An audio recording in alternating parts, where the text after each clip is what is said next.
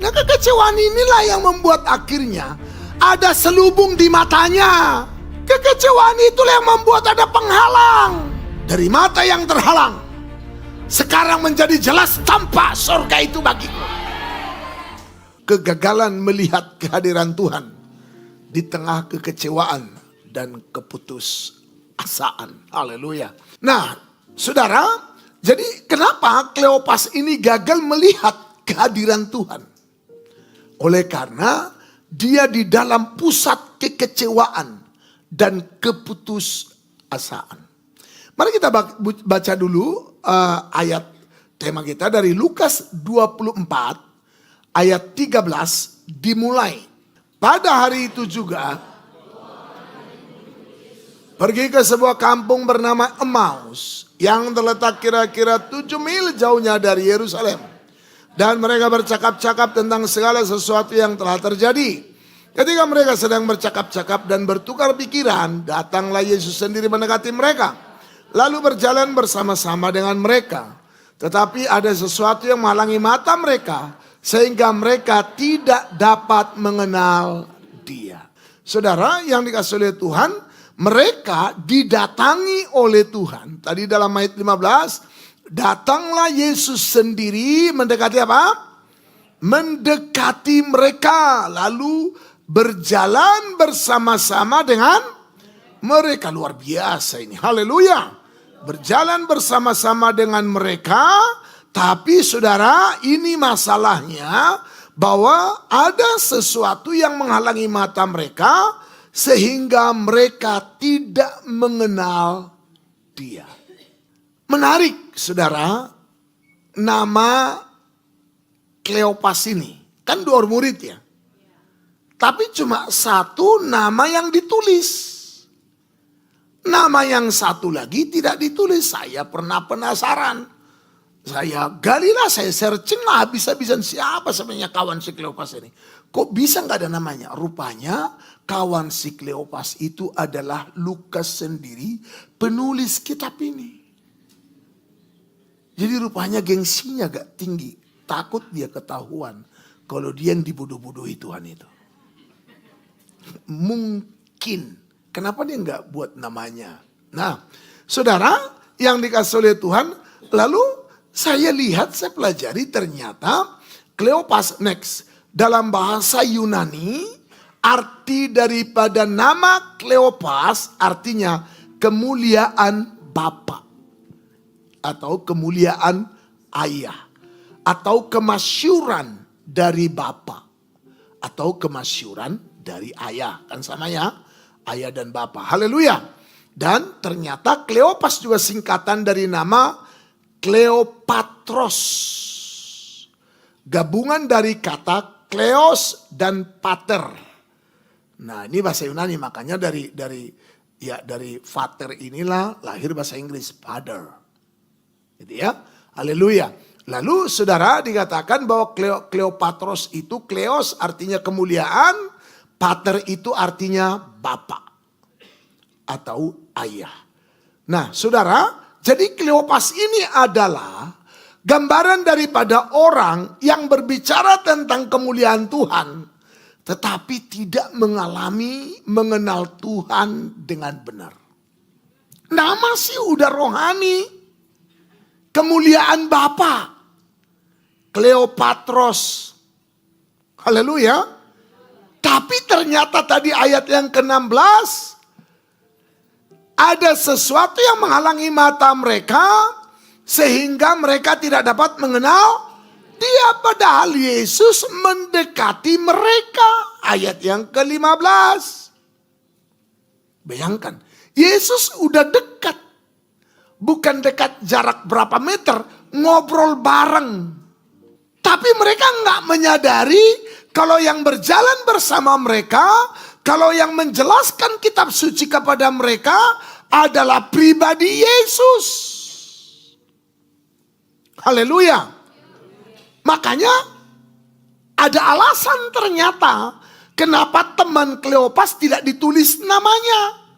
Mungkin kalau ditulis bisa beda pengertiannya. Makanya cuma Kleopas. Jadi ini adalah gambaran orang yang sudah disebut Kristen, yang sudah disebut anak Tuhan, yang sudah mungkin belajar Alkitab, bahkan mungkin juga pendeta, mungkin juga sudah profesor doktor, tetapi tidak apa?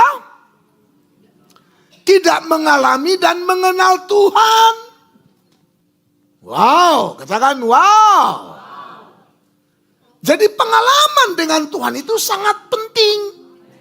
Itu yang harus kita dapat dan temukan. Ada haleluya. Saya kemarin berbicara tentang Kornelius ya. Bagaimana Kornelius itu walaupun dia bukan orang Israel, dia adalah pasukan Italia, itu jelas kata Alkitab. Padahal saat itu orang Israel dilarang keras bergaul dengan yang non-Israel. Dia bukan orang Israel, tapi dia bisa dikunjungi malaikat sedemikian rupa. Pada waktu petang, kira-kira jam 3 petang, dalam satu penglihatan, kira-kira jam 3 petang, jelas tampak kepadanya seorang malaikat Allah yang masuk ke rumahnya dan berkata kepadanya, Kornelius. Dalam firman Allah yang hidup, keren ini, dalam keadaan sadar, jadi bukan lagi dalam keadaan mimpi. Dalam firman Allah yang hidup dikatakan apa? Pada suatu petang, kira-kira jam 3, ia dalam keadaan apa? Jadi sedang lagi ngantuk gitu antara tidur dan ini. Tiba-tiba dia datang, enggak. Sadar kayak sudah lagi sadar ini. Lihat saya dengar saya khotbah kecuali yang enggak sadar. Haleluya.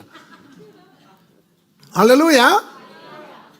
Lalu dikatakan dalam firman Allah yang hidup itu, dalam keadaan sadar mendapat suatu penglihatan. Jadi ini penglihatan bukan dalam mimpi. Sadar betul di alam sadarnya. Haleluya. Lalu dalam penglihatan itu ia melihat seorang apa? Datang kepadanya. Kornelius, kata malaikat itu. Keren gak? Kenapa dia mengalami Tuhan? Sebegitunya. Malam saya sudah sampaikan saudara. Karena Kornelius adalah orang yang saleh dan senantiasa berdoa. Dan dia bukan cuma saleh begitu, tapi dikatakan dia sangat murah hati. Dia banyak memberi sedekah kepada orang Yahudi. Dan senantiasa berdoa kepada Allah. Murah hati. Ini rahasianya. Haleluya. Kita ini jangan Kristen Kleopas. Dan ini sudah murid. Sudah ikut melayani. Tapi bukan dari 12 murid. Kemungkinan dari 70 murid. Tapi saudara, begitulah pelayanan-pelayanan. Ibadah-ibadah. Tapi tidak punya pengalaman secara khusus dengan Tuhan. Bahkan Tuhan dekatin pun tak disadarinya. Ngobrol sama Tuhan pun tak disadarinya.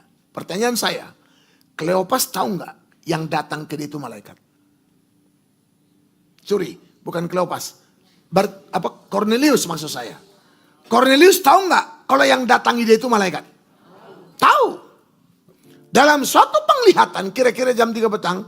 Jelas tampak kepada seorang malaikat Allah masuk ke rumahnya dan berkata kepadanya, Kornelius. Terus ia menatap malaikat itu dengan takut. Dan ia berkata, ada apa Tuhan? Dia tahu dong. Dia kenal dong.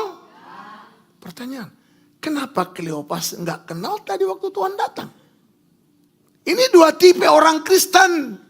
Kristen yang memang punya hubungan yang benar dengan Tuhan. Atau cuma katanya kemuliaan Bapak. Kleopas. Kalau Kornelius bisa ngalami Tuhan, kenapa kita enggak? Amin saudara. Nanti kita lihat. Apa yang menjadi penyebab si Kleopas ini bisa enggak melihat Tuhan sebagai Tuhan? Bahkan dia pikir Tuhan itu hanyalah sebagai orang asing. Kurang ajar sebenarnya. Haleluya. Haleluya. Coba kita lihat lagi nih. Naik lagi kita ke slide berikutnya, ke slide ayat pertama tadi. Ayat pertama tadi kita lihat di dalam ayat 17-18. Ya, 17-18. Ya. Yesus berkata kepada mereka, Ya. apakah yang kamu percakapkan sementara kamu berjalan? Maka berhentilah mereka dengan muka muram. Coba mulai dulu dari ayat 15 biar lebih mantap. Ya. Ketika mereka sedang bercakap-cakap dan bertukar pikiran, datanglah Yesus sendiri mendekati mereka. Datanglah Yesus sendiri mendekati mereka, terus Lalu berjalan bersama-sama dengan mereka. berjalan apa? Terus lagi ayat 16. Tetapi ada sesuatu yang menghalangi mata mereka. Sehingga mereka tidak dapat mengenal dia. Ada yang menghalangi matanya. Tadi Cornelius gak ada penghalang. Bahkan dikatakan jelas. Jelas. Jelas. Ini nih pertanyaannya nih. Saudara, Kristen apa? Kristen Cornelius atau Kristen Kleopas? Kalau kita Kristen Kleopas, didatangi Tuhan sekalipun ada penghalang di matanya. Udah jalan sama Tuhan pun malah tadi coba lihat apa yang terjadi di ayat 18 ya. Seorang dari mereka namanya Kleopas. Kembali lagi nih. Kleopas terus ya. Menjawabnya, Ya. adakah engkau satu-satunya orang asing di Yerusalem? Yesus dikatakan orang apa? Najis. Kurang ajar enggak nih? Kurang ajar. Karena kalau sampai dia bilang Yesus orang asing di Yerusalem, berarti Yesus bangsa lain. Loh betul nggak? Kalau Yesus bangsa lain, itu berarti dia kafir. Berarti nggak layak diajak bicara. Karena bagi orang Israel tidak boleh bergaul dengan non-Israel. Jadi kalau dikatakan orang asing, berarti Yesus ini penyembah berhala. Karena kata orang asing ini artinya bukan umat Tuhan. Bukan orang Yerusalem. Itu luas pengertiannya, itu sama dengan ya seperti mendiskreditkan Tuhan sendiri. Apakah saudara mengerti apa yang saya sampaikan ini? Jadi kalau ditanya kita sekarang, kira-kira ini kita Kristen Kleopas atau Kristen Cornelius? Yang Cornelius angkat tangan. Yang Kleopas.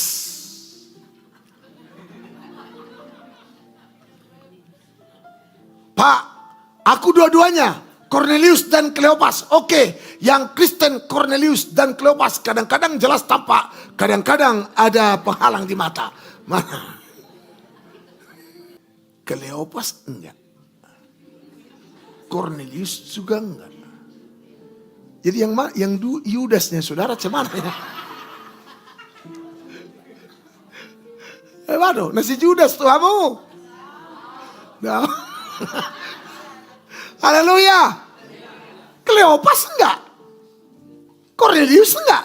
Bagi Cornelius jelas tampak. Malaikat Tuhan berkata kepadanya, Cornelius. Keren loh. Udah saling kenal kayaknya. Karena sering ketemu di doa. Langsung dia menatap malaikat itu. Dengan gemetar dia berkata, ada apa Tuhan? Wih keren tuh. Ada apa Tuhan? Jawab malaikat itu, semua doamu dan sedekahmu telah naik ke hadirat Allah. Dan Allah mengingat engkau. Jelas tampak. Tapi Kleopas udah pun jelas Yesus datang. Yesus gak datang dengan bayang-bayang loh. Shalom. Yesus tidak datang dengan rupa yang lain. Emang dia datang dengan wujud yang sebenarnya. Dia gak datang kayak kakek-kakek. Atau menyamar kayak nenek-nenek. Emangnya nenek sihir? Enggak saudara. Dia datang dengan tubuh kemuliaannya. Setelah bangkit dari antara orang mati. Cuma ada penghalang. Apakah masih ada penghalang di mata kita? Yang masih ada penghalang, bilang aja, oh rupanya semua. Berarti Kristen Cleo harus kayak gitu rupanya. Oke. Oh, rupanya aku lagi ikut bayi jemaat Kleopas ini. Oke, nggak apa-apa. Nggak apa-apa kau datang hari ini sebagai jemaat Kleopas, tapi pulang pastikan jemaat Cornelius. Katakan Cornelius. Katakan dari Kleopas menuju Cornelius. Tahu artinya apa? Dari mata yang terhalang, sekarang menjadi jelas tampak surga itu bagiku. Ada haleluya. Doa saya biar surga itu jelas tampak bagi kita semua. Sehingga kita Cornelius, Cornelius akhir zaman. Bukan Kleopas. Dan kalaupun Kleopas, Kleopas yang sudah dipulihkan.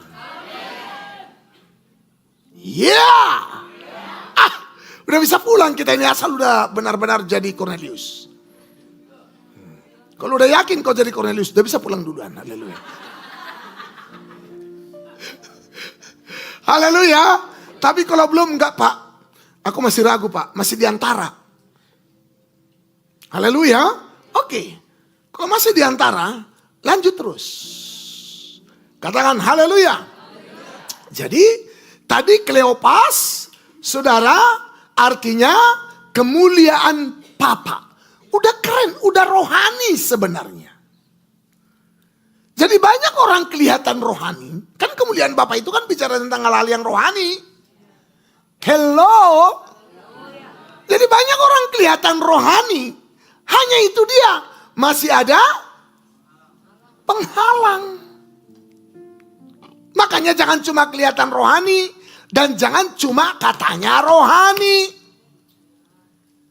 Jangan cuma katanya pelayan. Jangan cuma katanya Kristen. Udah ditebus Yesus. Oh sekarang akibat dosa. Dosa mengakibatkan kehilangan kemuliaan Allah. Sekarang dosaku sudah tebus. Aku sudah menerima kemuliaan Tuhan. Amin. Berarti udah Kleopas kau. Hanya masalahnya. Kalau Tuhan mendekatimu. Tercelik gak matamu? Mungkin sudah berkata, Pak, emang aku pernah didekati Tuhan? Lihat saya semua. 100% setiap kita sering didekati Tuhan. Kau pikir kau bisa hidup sekarang kalau dia nggak jamin hidupmu sampai hari ini? Siapa yang pernah dicekek setan lagi tidur? Coba angkat tangan, jujur. Kalau kau nggak jujur, tambah dosamu hari Minggu ini. Coba, aku sering, haleluya, coba. Oh enggak ada ya? Enggak pernah yang lain. Coba angkat tangan dulu, tolong angkat dulu tangan. Aduh jujur aja kau gak bisa hari Minggu ini. Kecuali hari Senin gak apa-apa lah. Coba ya siapa yang pernah mengalami peperangan lagi tidur. Seperti kayak mau dibunuh setan gitu. Coba angkat tangan. Ini yang gak angkat tangan ini jangan-jangan saudara setannya.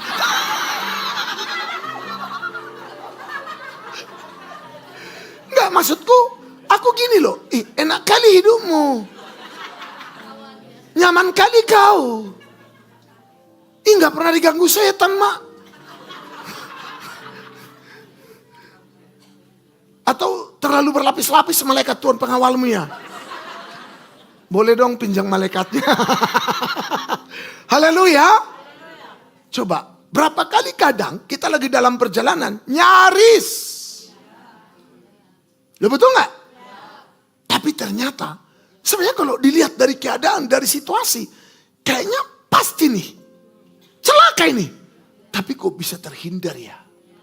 Masih dijamin sama Tuhan. Kadang-kadang kita gak sadari. Kita mau jalan terus. Tentunya kita belok. Andai kata kita jalan terus, bisa kena sesuatu di depan. Tanpa kita sadari. Dan ternyata Tuhan yang belokkan jalan kita.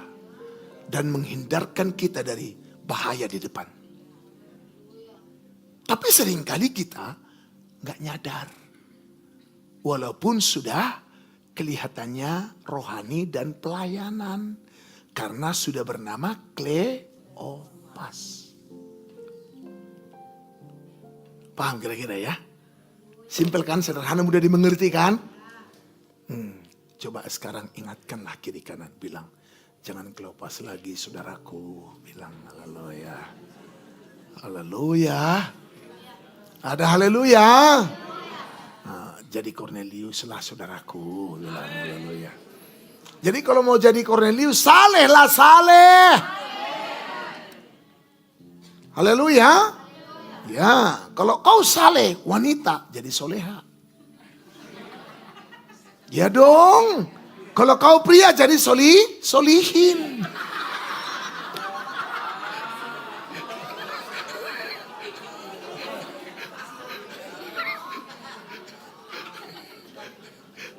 Loh, kan betul saudara?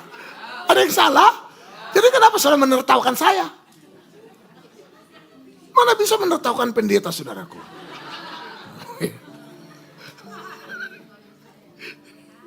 Haleluya. Haleluya. Tapi ajaib saudara. Jadi kemuliaan yang sejati adalah berbicara pengalaman pribadi dengan Kristus.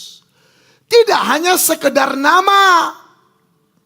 Dan juga tidak hanya sekedar slogan dan atribut.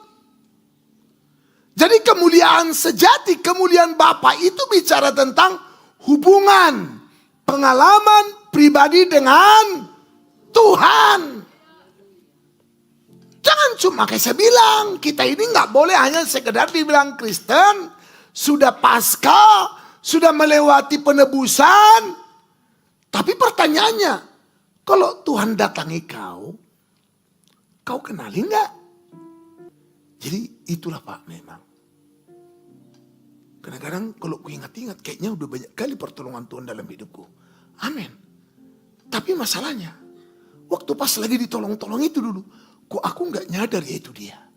Oh waktu dia bicara dulu begini, rupanya itu Tuhan. Kok aku nggak nyadar ya? Ya, karena masih Kleopas. Belum karena kalau udah Kornelius, tadi jelas tuh. Coba kita lihat lagi dulu. Si Kornelius kawan kita itu. Coba tahu Kornelius itu mereka apa? Mulai dari ayat pertama dulu. Haleluya. Ayat pertama.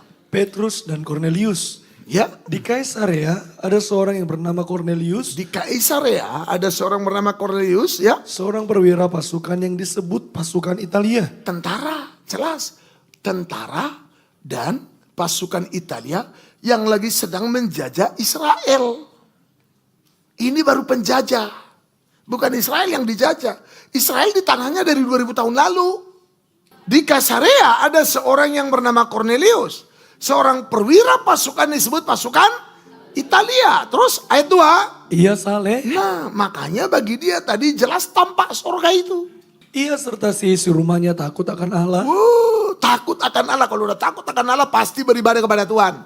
Pasti menjauhi kejahatan. Pasti benci yang namanya keangkuhan, kesombongan. Katakan haleluya. Terus ya. Dan ia memberi banyak sedekah kepada umat Yahudi. Ya. Dan senantiasa berdoa kepada Allah. Ini kalau mau jadi Kornelius ya kayak gini. Siapa yang rindu mengalami surga itu nyata?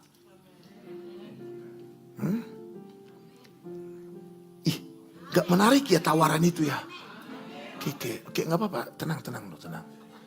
Siapa yang rindu di sini mengalami kenyataan Tuhan dan surga itu? Sekali lagi.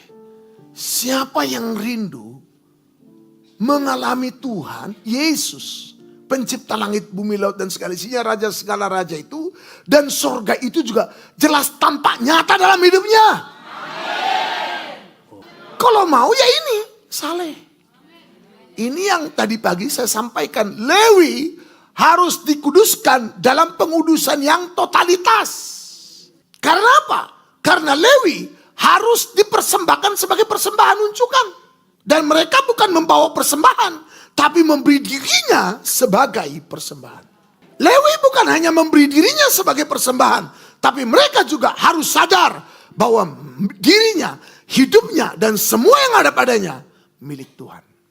Segalanya yang kumiliki, semuanya daripadamu, kan ku bawa persembahanku yang terbaik hanya bagimu. Apa yang terbaik? Persembahan kita bagi Tuhan. Hidupmu dan hidupku.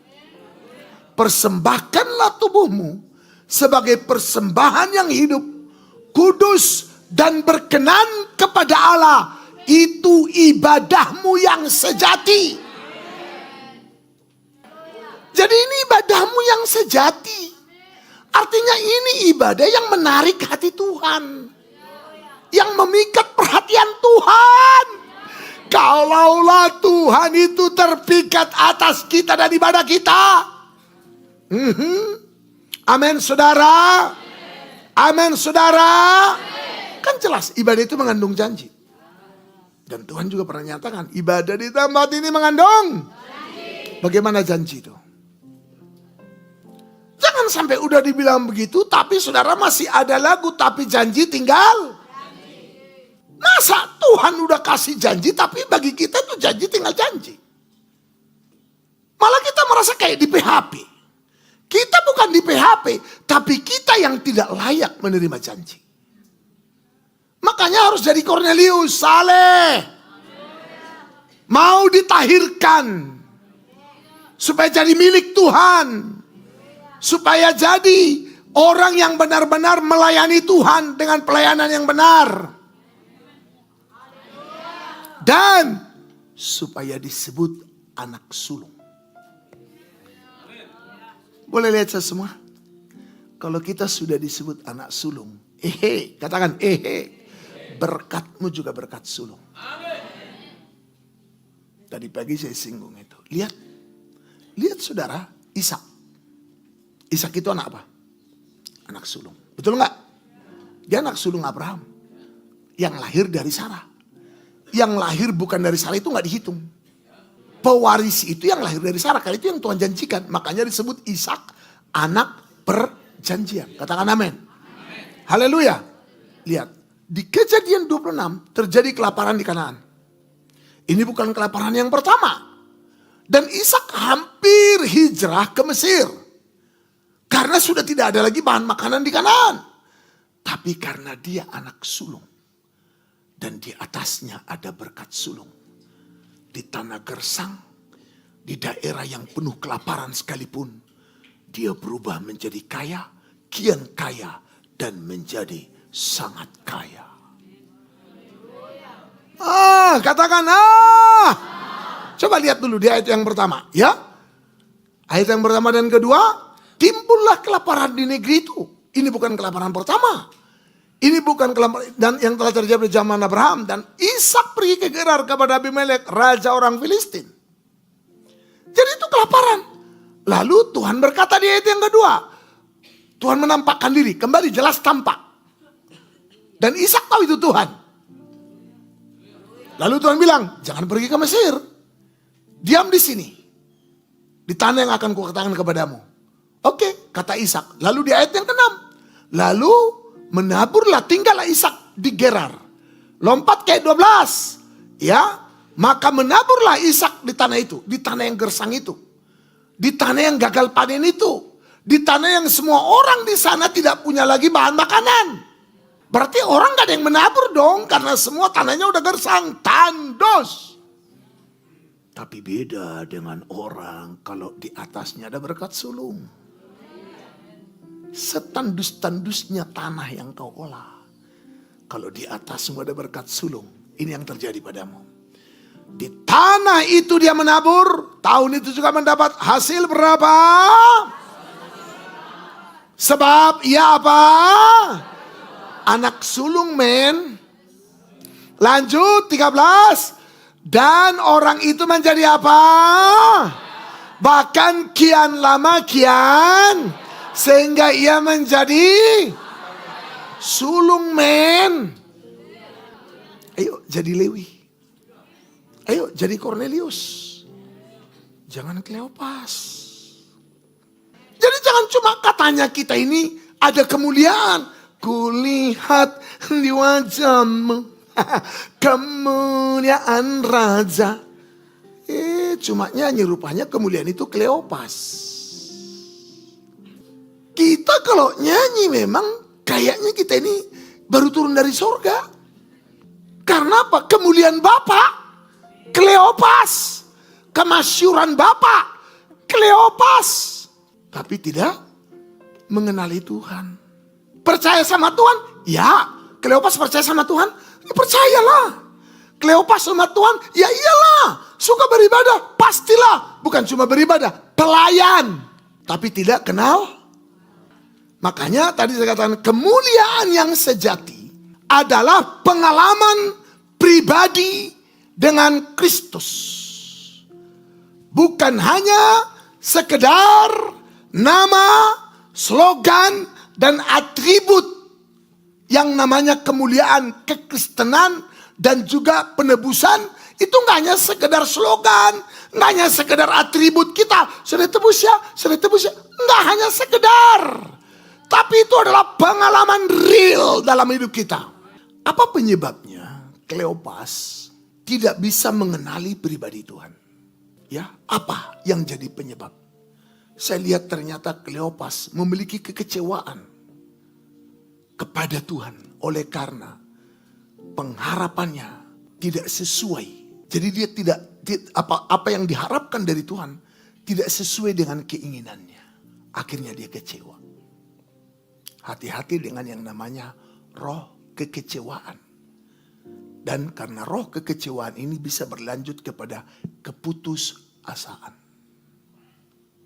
Haleluya. Ini yang pertama.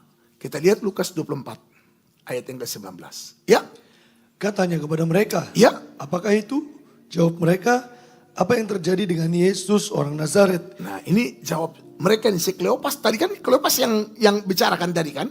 Di dalam ayat yang ke-17-18 saudara. Iya kan? Ya, Yesus berkata, apakah kamu bercakap sementara kamu berjalan?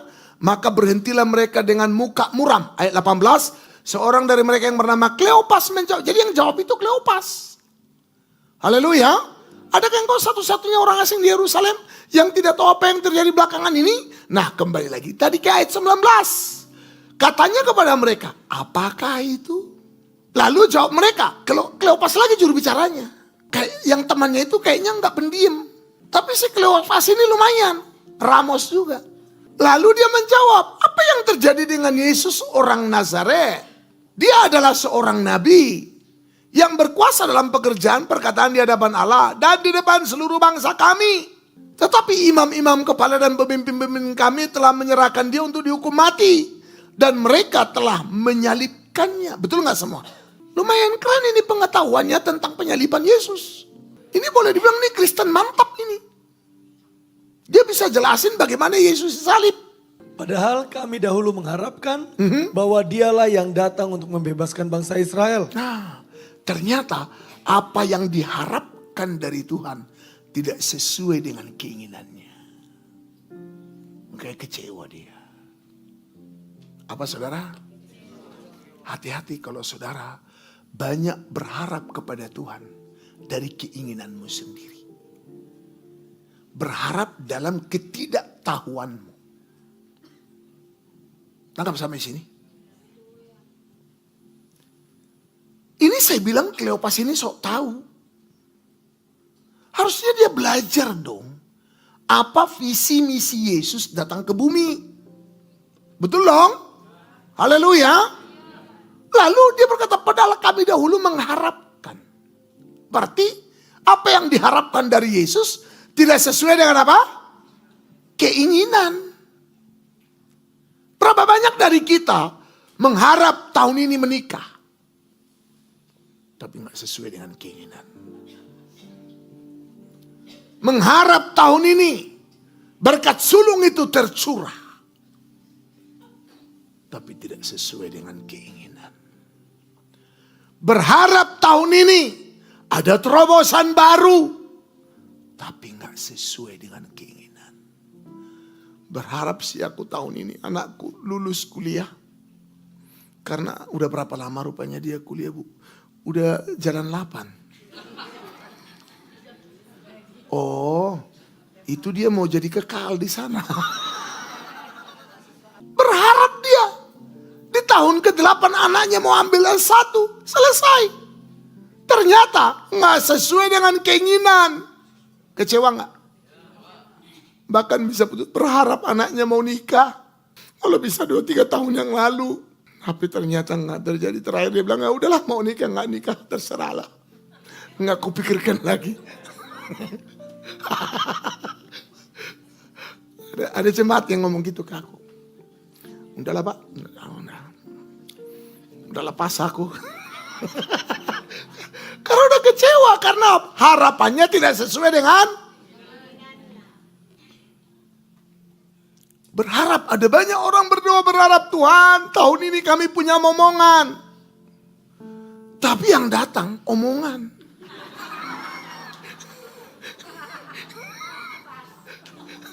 Haleluya. Bukannya dapat momongan, malah banyak omongan. Kadang-kadang dalam hidup ini, ya kita kayak Kleopas. Dan akhirnya nah kekecewaan inilah yang membuat akhirnya ada selubung di matanya. Kekecewaan itulah yang membuat ada penghalang. Amin. Pak, itu aku banget, Pak. Memang udah kudoakan Pak, Tuhan nggak boleh lewat bulan 3. Suamiku harus sama-sama beribadah sama aku, Pak. Ini udah bulan April, Pak. Kecewa aku, Pak. Pak, aku nggak kecewa lagi. Jadi apa? Kesewa.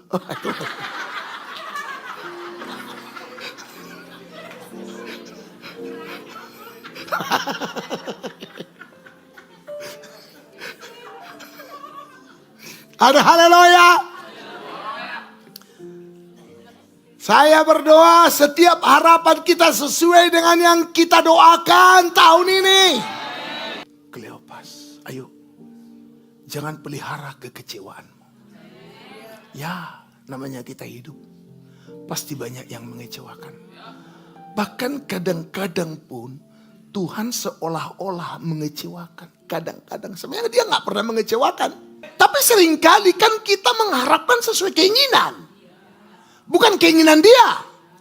Abraham juga pernah hampir kecewa. Betul gak saudara? Bagaimana dia? Loh, udah lama banget gak lahir-lahir anak dari Sarah. Terakhir udahlah. Kita tolonglah Tuhan. Mungkin lupa dia. Ya kemungkinan kan bisa jadi dia lupa. Banyak yang diurusin manusia. Haleluya. Lalu udahlah, oke lah memang kayaknya. Gitulah dia masih Sarah waktu itu. Haleluya. Kira-kira paham kan saudara perbincangan antara Abraham dan Sarah? Iya, makanya Pak, udahlah gimana gini inilah kita bantulah Tuhan. Memang harus saling tolong menolong kita ini. Nah, ini tanpa kita sadar kita sering mau membantu Tuhan lo mewujudkan rencananya dalam hidup kita. Muncullah Hagar. Lahirlah. Tapi justru dia masalah besar. Kalau enggak ada Hagar, enggak akan perang hari ini Iran sama Israel. Kalau enggak ada Hagar, enggak ditutup gereja pas Paskah kemarin. Ini akibat dari kekecewaan.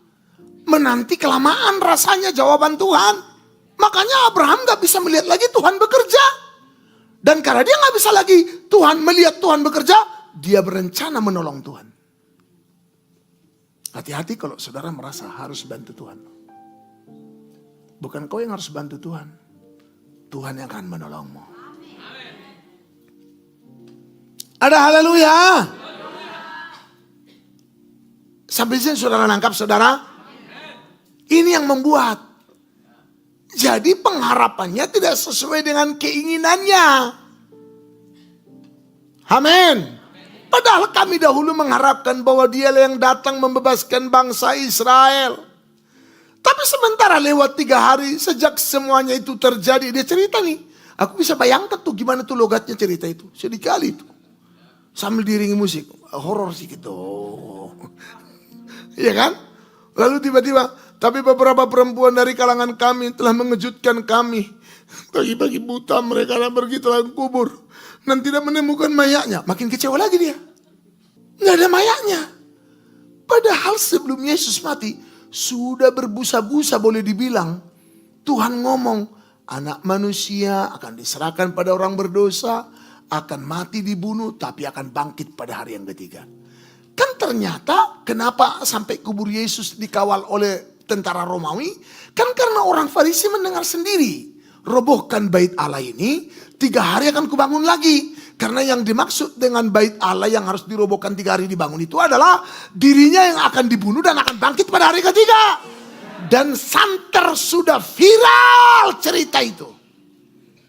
Tapi masih nggak ngeh ini si Kleopas. Sama-sama katakan Kleopas.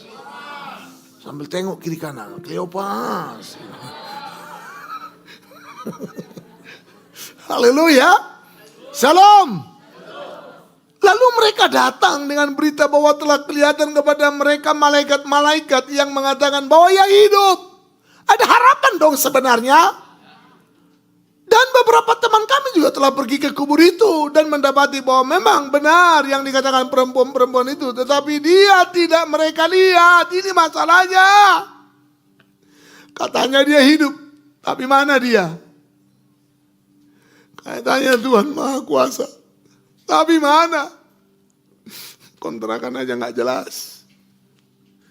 Katanya Tuhan baik. Tapi apa? Jomblo aku terus. Sampai bau lapuk. Katanya ada lawatan. Tapi mana? Yang ada malah hujatan. Nah ini nih. Katanya dia hidup. Dia bangkit. Udah senang-senang hati awak. Ada pertolongan. Ada mujizat. Ternyata. Tetapi dia tidak. Jadi untuk apa dia hidup kalau nggak terlihat? Kan keren dong. Bangkit dari antara orang mati. Wih. Datang perempuan-perempuan bilang. Udah bangkit, udah bangkit. Pergi lagi rasul-rasul. Termasuk Petrus Yohanes kan. Berlari mereka pumpang sampai enggak dan butuh saben gitulah kalau ininya. Sampai mereka berlarinya kayak orang gila gitu saudara. Ya, dan mereka temukan enggak, mereka lihat ke kubur. Wow! Cuma kain kapannya doang. Wow! Dia hidup dan mereka nyanyi sebab dia hidup. Ada hari esok sebab dia hidup. Ku tak gentar. Cuma satu aja kakinya goyang. Karena apa? Ternyata nggak kelihatan. Katanya hidup tapi mana? Kembali lagi makin kecewa dia. Tadi udah kecewa karena harapannya nggak sesuai keinginan. Sekarang katanya bangkit, kuasanya berhebat sekali. Sampai dari mati pun dia bangkit. Dan sudah ditemukan lagi mayatnya. Cuma kain kapan dan kain kapannya ada. Tapi masalahnya di mana dia? Tahu-taunya di depan matanya. Kita kan sering gitu, di mana kau Tuhan? Siapa yang pernah berkata begitu? Tuhan, kau di mana? Jujur. Saya pengen lihat orang jujur di sini. Ada nggak kayak Cornelius yang mau jujur gitu? Haleluya. Siapa yang pernah berkata, Tuhan, kau di mana? Coba angkat tangan dulu, angkat tangan. Oh, cuma separuh kawanku. Aku juga pernah. Yang lain enggak ya? Enggak ya? Enggak ya, mati.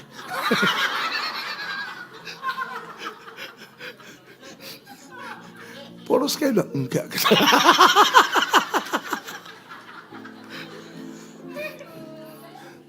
Kadang-kadang jujur aja. Kadang-kadang bisa begitu. Saat Tuhan biarkan, kekeringan itu harus kita lewati. Sama kayak Yusuf kelamaan di penjara. Gitu juru minum sama juru roti yang ditafsirkan mimpinya. Dia bilang, kalau nanti kalian udah pulang, sampai ke Firaun, ceritakan ya kasusku ini. Jadi gak betul loh aku berzina. Itu istri Potifar aja itu yang kegatalan itu. Dia aja itu yang ini ngebet itu. Gak jujur, sejujurnya. Kalau aku mau, jadi waktu itu barang itu katanya. Tapi aku justru melarikan diri. Ya bagaimana? Dipegangnya terus bajuku. Daripada dipeluknya aku lepaslah kancingnya. Itulah dibuat jadi barang bukti. Dibilangnya aku buka bajuku mau aku perkosa dia. Aduh, itulah ngeri kali katanya. Datang juru minum itu. Serius kau Sob? Iya bang. Emang kayak gitunya ceritanya. Tolong nanti impolah ke Firaun. Biar ngomong dia sama Om Potifar. Haleluya. Biar ngomong dia sama Om Po. Biar dicabut pengaduannya. Oke lah, gak apa-apa lah. Kalaupun aku gak diterima lagi kerja, gak apa-apa lah. Yang penting jangan lagi aku dalam liang tutupan ini. Ini di penjara, kakinya dihimpit kata Mazmur. Jadi dia itu dibelenggu, dipasung di penjara. Bayangkan tuh. Mazmur 105:17. Ya. Diutusnyalah seorang mendahului mereka. Ya. Yusuf yang dijual menjadi budak. Yusuf dijual jadi budak terus. Mereka mengimpit kakinya dengan belenggu. Ya. Lehernya masuk ke dalam besi. Inilah keadaannya di penjara itu. Gila nggak ini? Kakinya dihimpit dengan belenggu. Lehernya masuk dalam besi. Pasung bu, pasung. Pertanyaan, berapa lama? Gak ditulis. Udah difitnah. Di penjara. Oke, di penjara. Kalau masih bisa bebas. Ini dihimpit, dibelenggu lehernya. Walaupun mungkin belakangan-belakangan makanya kepala penjara menyerahkan tugas-tugasnya ke dia. Tapi mungkin habis diserahkan tugas, lakukan tugas, masuk lagi ke himpitan. Aduh, bisa lihat sengsaranya. Bukan karena kesalahan yang dia lakukan. Hanya karena korban fitnah. Shalom. Yusuf pun merasa Tuhan. Mana kau bilang aku akan jadi raja? Sampai semangat kali awak dulu cerita sama bapak awak. Dan sama mama awak. Sama saudara-saudara. Tuhan bilang aku akan jadi raja, bahkan semua orang akan nyembah. Faktanya, budak. Kalau cuma budak mah gak apa-apa, ini masuk penjara. Kalau hanya masuk penjara mah gak apa-apa, ini dihimpit. Dan leher masuk dalam besi. Jadi apa lagi? Sakit gak? Mungkin Yusuf bilang, Tuhan boleh gak ambillah nyawaku? Please lah Tuhan. Apalah untungmu melihat aku tersiksa di sini? Apa senangmu melihat aku menderita di sini? Oke lah, engkau baik. Amin, amin, amin. Terpujilah namamu. Tapi tolong, ambillah nyawaku. Makanya sampai dia minta tolong sama juru minum itu. Kalau ke juru minum itu aja sampai minta tolong begitu, itu berarti udah jiwanya tersesak luar biasa. Haleluya. Haleluya. Tapi saya yakin di penjara dalam kondisi ini, dia menguatkan kepercayaannya. Dia percaya, janjimu seperti fajar pagi hari, yang tiada pernah terlambat bersinar. Cintamu seperti sungai yang mengalir, dan ku tahu betapa dalam kasih-Mu. Dan saya percaya Yakub ayahnya pasti cerita ke Yusuf kisah kakeknya Abraham. Saya yakin. Amin. Setuju? Setuju tidak setuju? Katakan, saya setuju Pak.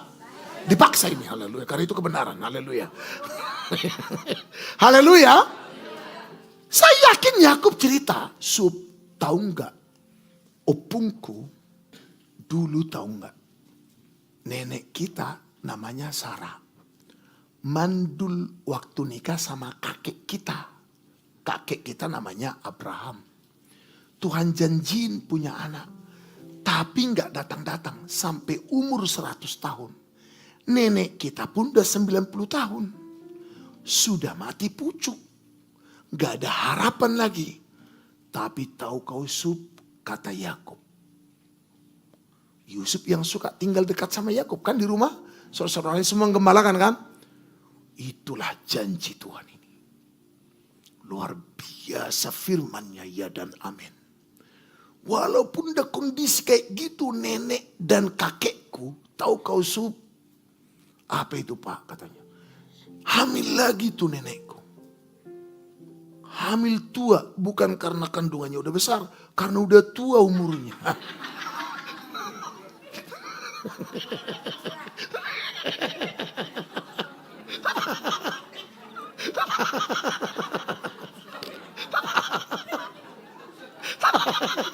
Geli juga ya.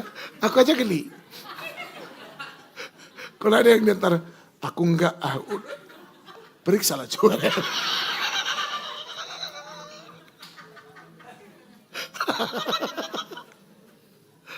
Hamil tua bukan karena usia kandungannya udah 9 bulan. Tapi karena umurnya sudah tua.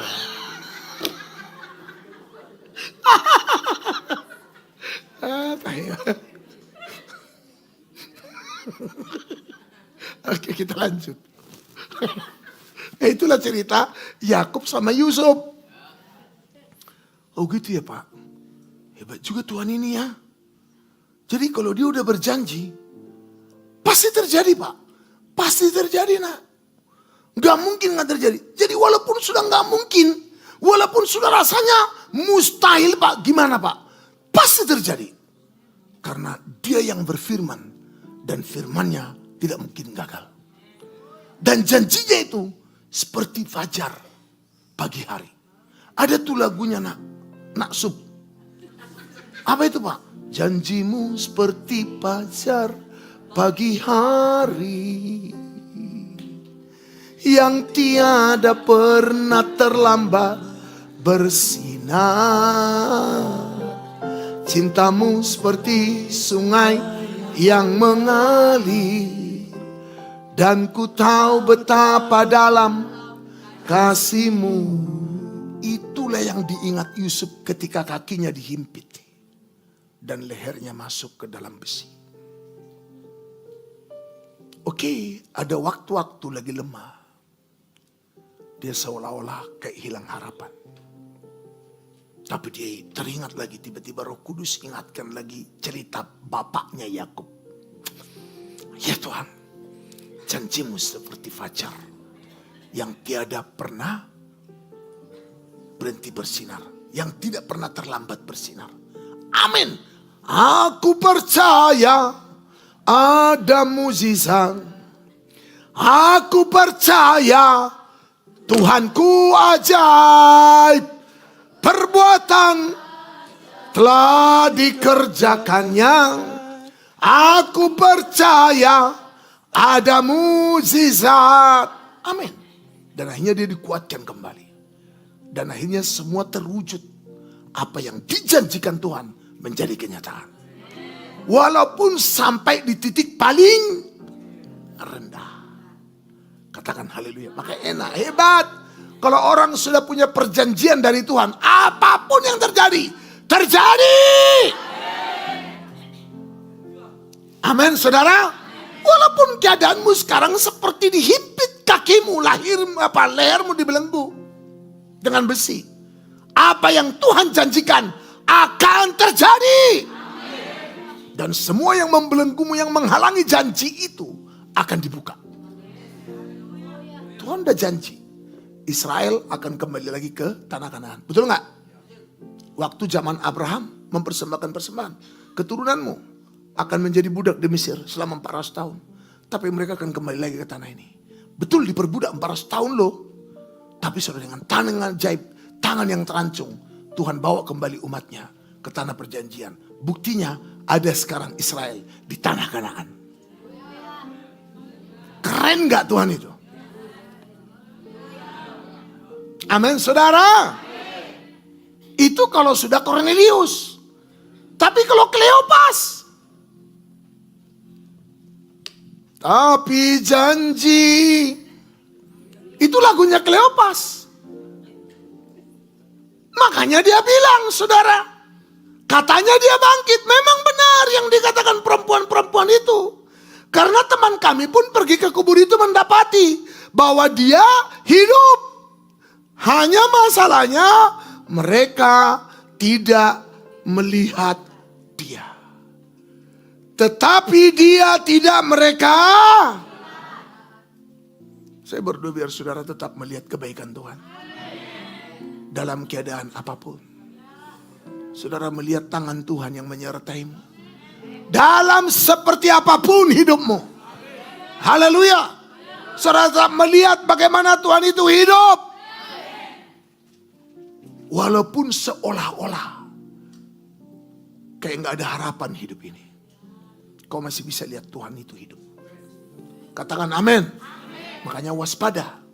Jangan biarkan kekecewaan itu membunuh pengharapanmu. Amin saudara. Belajarlah hidup living by faith, katanya. Hidup dengan iman.